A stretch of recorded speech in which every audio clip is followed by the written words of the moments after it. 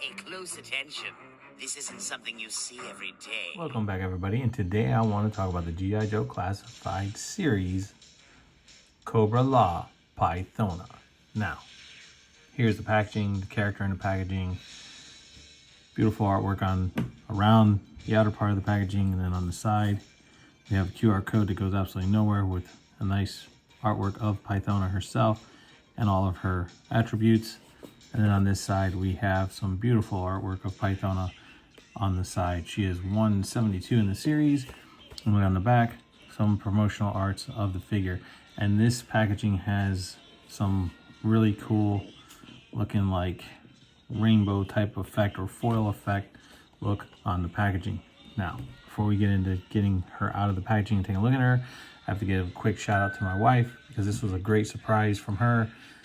I appreciate it. She got it off of eBay from somebody out in Ohio. Appreciate that person for not, jacking up the price on this thing, because I know this is a sought out figure by a lot of people. But great surprise from my wife. Thank you very much.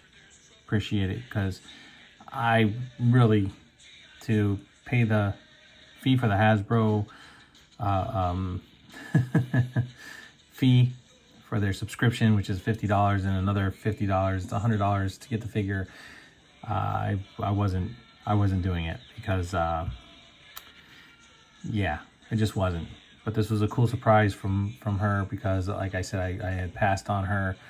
I really wanted her because they've never made her from back in the day, from when I was a kid. And then of course I have Nemesis Enforcer, or they call him Nemesis Immortal now, whatever, forever, whatever reason.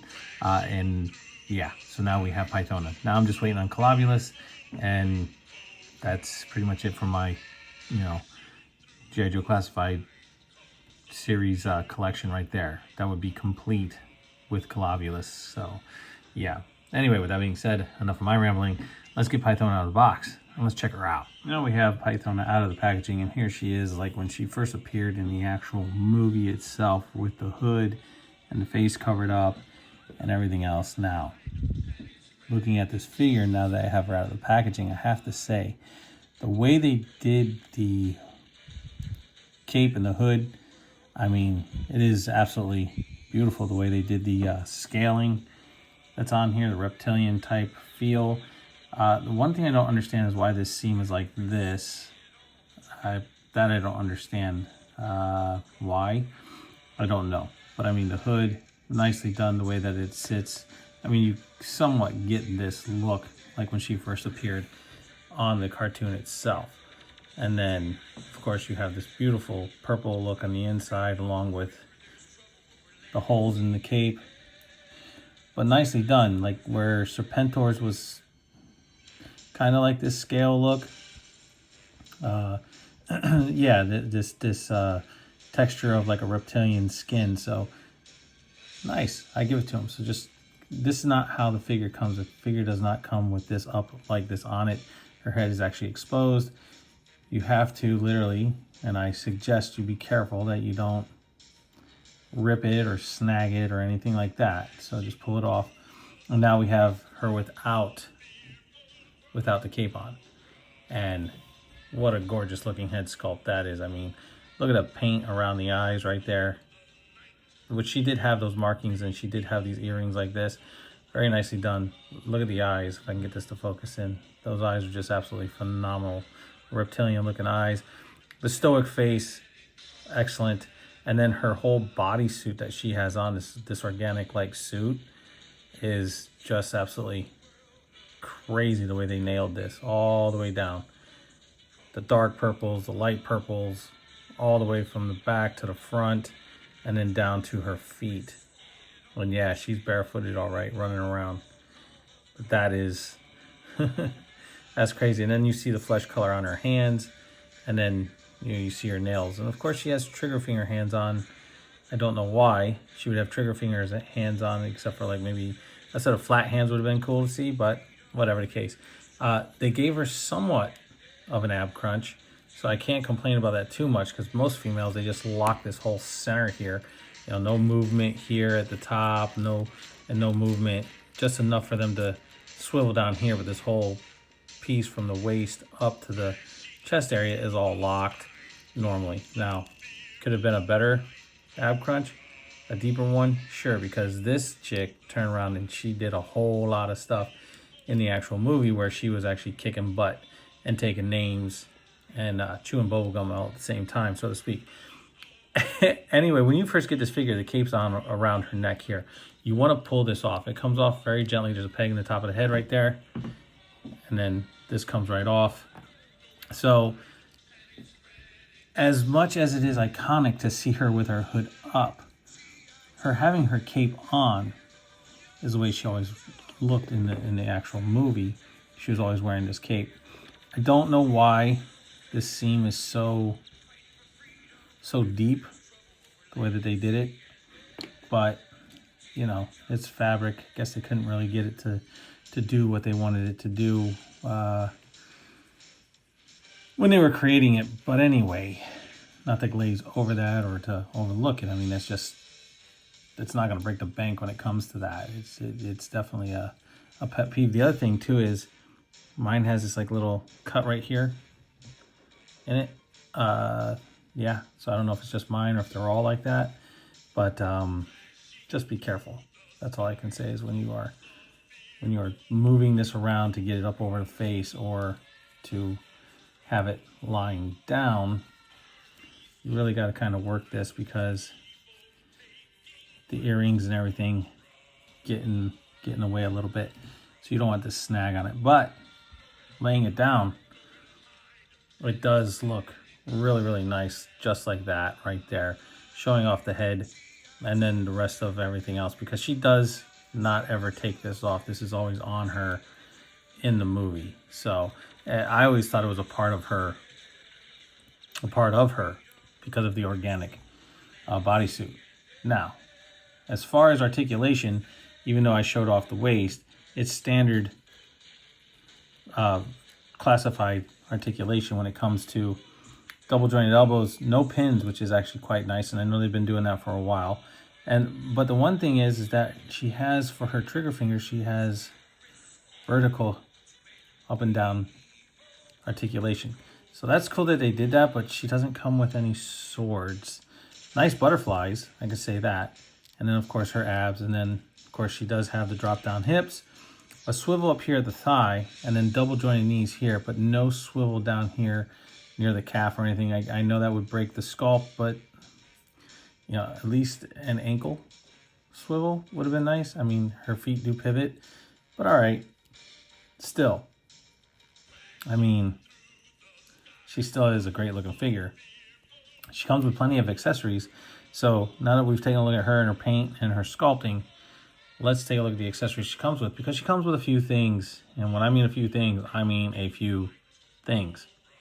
So let me get her situated and let's talk about the accessories. Starting off, she comes with a set of fists. And next, she comes with the like acid type smoking effect from in the beginning of the movie. And it's only one of these, which is a shame, because it's she should have two of these, because she had grabbed that Crimson Guard by the mask when she had used this ability of hers and burned his face. She needs to have another one so you can have her grabbing. And then here's her other one with the acid coming out of the or venom coming out of the out of her nails.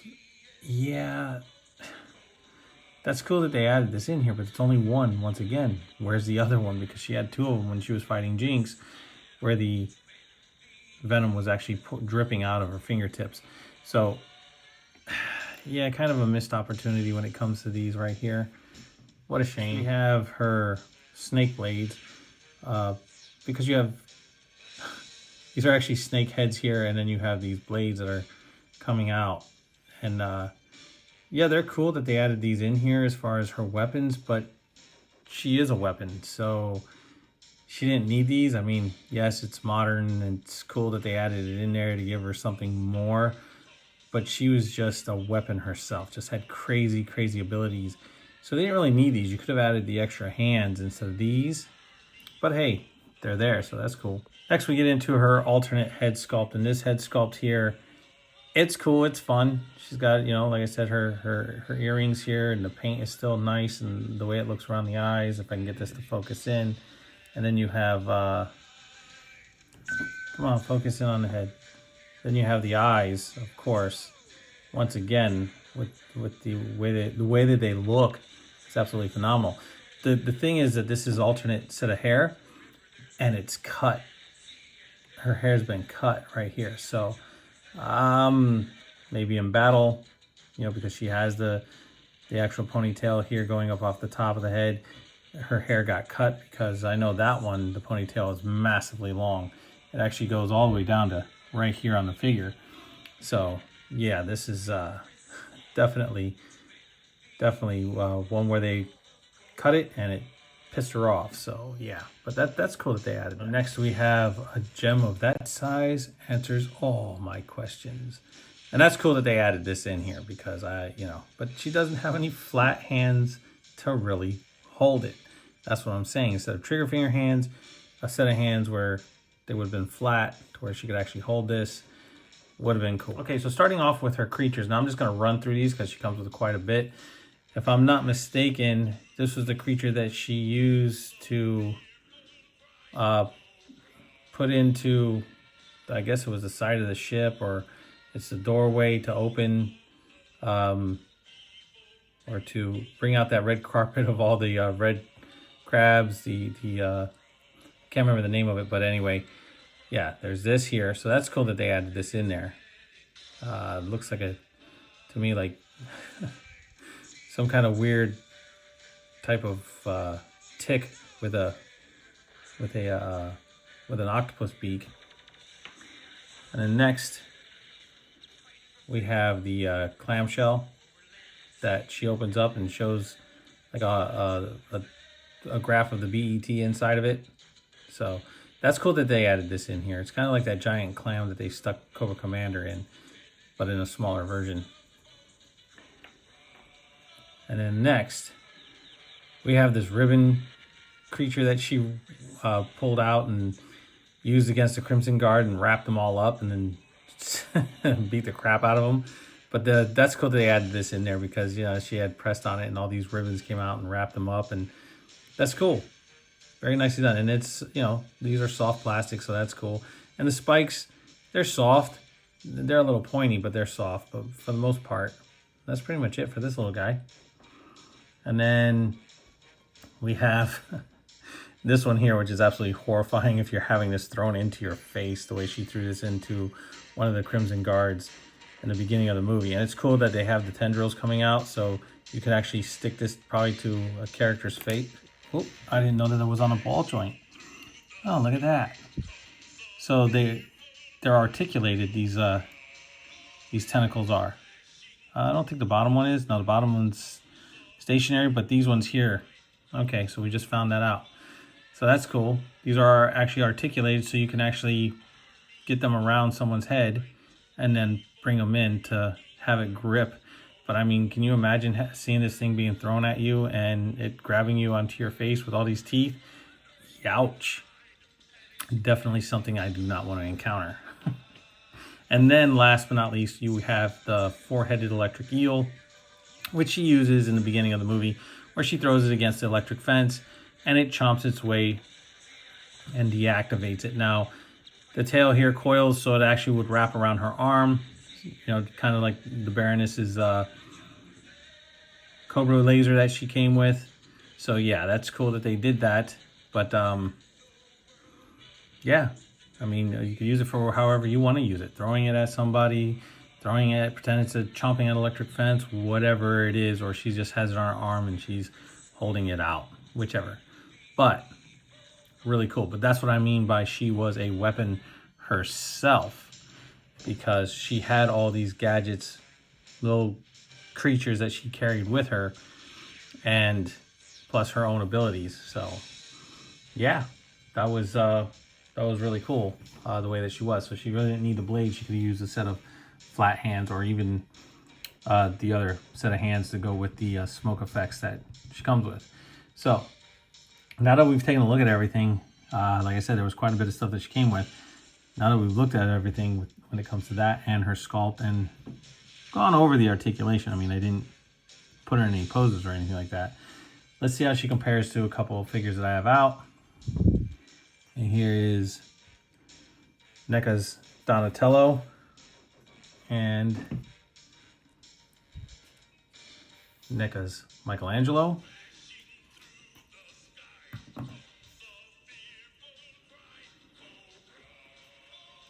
And NECA's Raphael and NECA's Leonardo. And these are the figures that I have out. So I apologize, I don't have any other Joes out here to compare her with, but we all know that she'll fit in that line. But yeah, so that's how she compares to these guys. All right, so with that being said, guys, I mean, whoop, and there she goes. And there goes Leo's sword, which I still haven't fixed because, you know, it still has the sticky tack on there. So I do apologize for the little inconvenience, but it happens. So yeah, anyhow, she comes with a bunch of stuff, which is nice and is cool, and she's awesome, and definitely another addition to my Cobra-La